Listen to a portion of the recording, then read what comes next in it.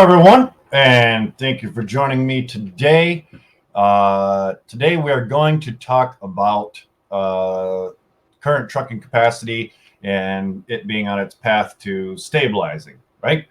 Which is kind of what the industry needs for things to change. That being said, quick little side note, does anybody else have an espresso machine? I just got one, and let me tell you what. I always considered myself a bit of a coffee connoisseur. You know, I've got my bun, and it makes decent coffee, but this is a game changer. I don't know. I mean, I've had espresso before, but it just I don't know. Having it on a daily for the last 2 or 3 days, it is night and day difference. So, anywho, we'll get into it. So, trucking capacity has been on a winding road as it seeks balance, right? In a recent Q3 data from the FMCSA indicates that the trucking industry exits are still outpacing new entrants. Yet the pace of exits has begun to slow, showing signs of stabilization. Okay, so basically, according to the FMCSA data, the third quarter saw a net decrease of 2,636 for-hire carriers, which is the fewest since the downturn began in late 2022. Okay. The pandemic saw a huge influx of carriers into the market, and a sizable chunk have managed to stick around, even though there have been some temporary gains, you know, like we saw in March, we saw some in August. These gains haven't yet led to a broader sustained growth. For those of you that are kind of new to the industry, I will tell you that we typically see an ebb and a flow about every 3 to 3.5 years. You know, saw it like in 2018 with the ELD mandate, right? Everything was getting good, which was one of the latest ones prior to the pandemic.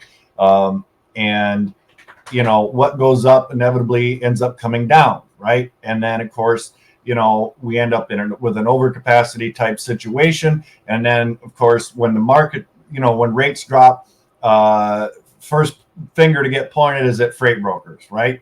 Like we just have some secret meeting. We all get together every Thursday at 6 p.m. and you know, we conspire on how we can drop rates on carriers, right? I don't know, but that's just not the case. You know, I get that there are some bad brokers out there, but there are some good ones too, which is why I typically preach about building relationships, right? So I guess moving on. So the data tells us part of the story, okay? The FMCSA data focuses on operating authority changes, but doesn't have insight into the number of drivers per carrier. So we can't see really the full impact of the capacity changes, okay? Beyond the FMCSA numbers, factors like spot rates, seasonal demands, operational costs are all important pieces of the overall puzzle, right? With exits rising, trucking jobs are on a downward trend.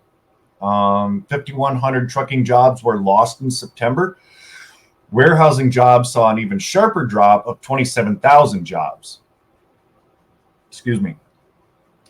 These reductions reflect the ongoing contraction of the industry, suggesting that both trucking companies and their employees are feeling the economic squeeze.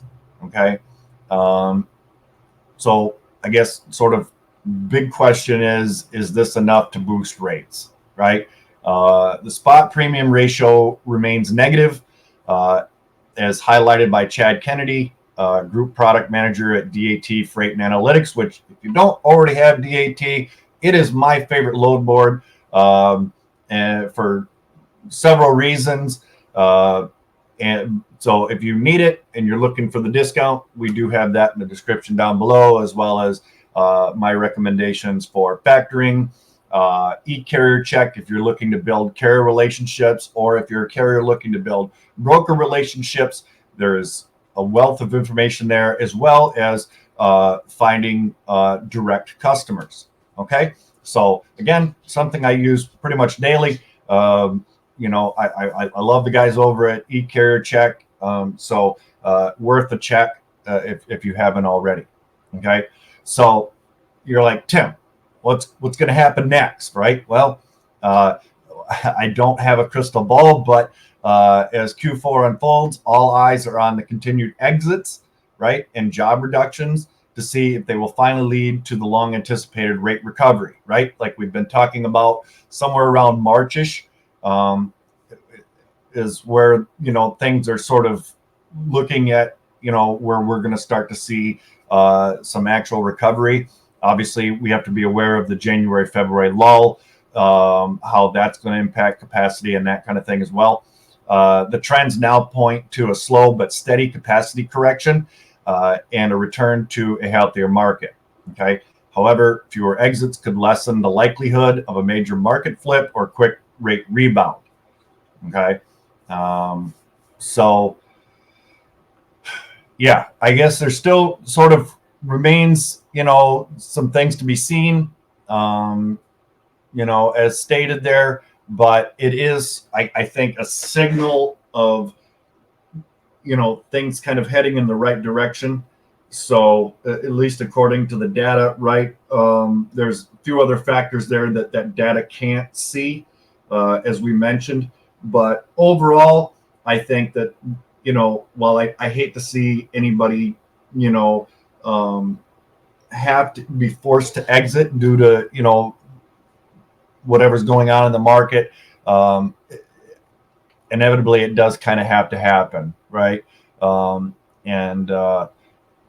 pandemic kind of threw a wrench in the gears, with the whole, ebb and flow of things that happen about every 3 to 3.5 years. Like I mentioned earlier, it was sort of an unprecedented sort of a thing. Normally we see it lasts, 6-9 months or whatever, and then things kind of start to come back around, right? It's a much quicker correction than what we have seen. That being said, I hope that was helpful to some of you, whether you're a carrier or a broker.